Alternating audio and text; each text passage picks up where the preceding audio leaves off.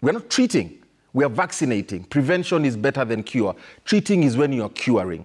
So if we don't vaccinate, there could be a foot and mouth outbreak. FNB, which FNMD and PPR, which they say they're already vaccinating their animals against. So the data we have, because we've collected data, is we're vaccinating only about 10%. For us to control those two diseases, we have to vaccinate north of 85%. Okay. Now, these two diseases are transboundary diseases, Trevor. What that means is that they can come in from any boundary. So animals coming in from Ethiopia, from Somalia, from Tanzania, from our neighbors, and they cross the borders. Yeah. If there's an outbreak on that side, and it causes an outbreak on this side, if our animals are not vaccinated to north of 85%, then there will be a huge outbreak. What does that mean? One, our farmers are going to lose their animals.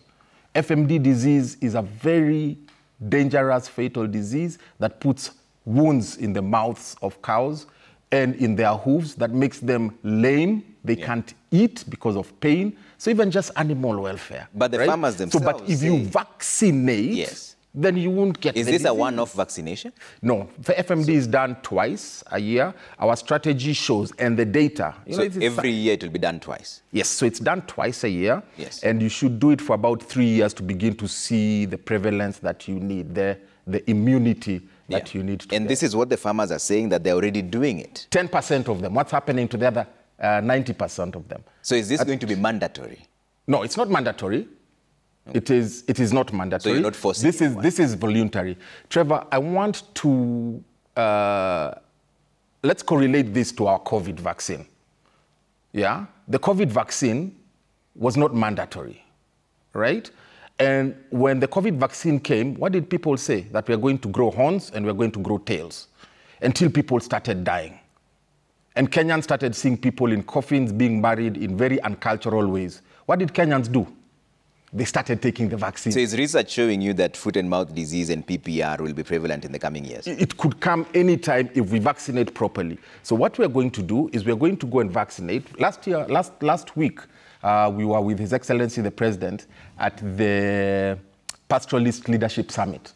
70% of our livestock is in the pastoralist areas. And the pastoralists were like, we need this like yesterday. They've rejected it. Farmers we've spoken to say they do not want the vaccine because you have not explained to them what it's about. I say the pastoralists we were with in Wajir, and the clips are there, Trevor. I mean, you can fact check. They came up and their leaders said, can you bring that vaccine as soon as possible? But I was with Governor.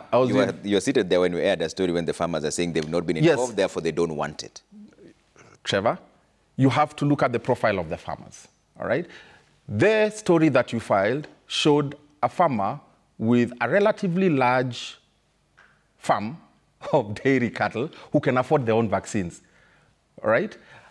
Research and the data we have shows us that the majority of our livestock are smallholder farmers. Almost 85% of the farmers are smallholder. Somebody who has 1 goat or 2 goats. And Trevor, this is their livelihood. Why would we want to play politics with the livelihood of our poor people, with our poor people?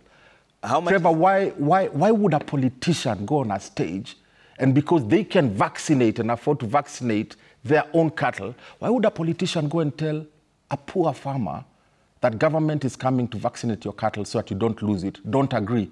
Why do we want to play politics with people's lives? Why do we want our people to stay poor? So it's not mandatory, you've clarified that. It's not mandatory. How much is this going to cost the government?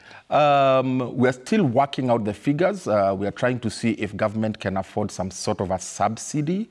But right now, the vaccine unsubsidized costs about 150 shillings per vaccine. Yeah. And like I said, these diseases could strike any time. A year ago, if you ask Machakos County, if you ask Narok County, ask Kajiado County, during the floods, there was a huge outbreak of, and ask Tharaka Nithi County, there was a huge outbreak of the Rift Valley fever vaccine. And the farmers had to come to government, right, to ask for 1.4 million vaccines as an emergency to vaccinate those animals. Otherwise, they would have died. Just to clarify.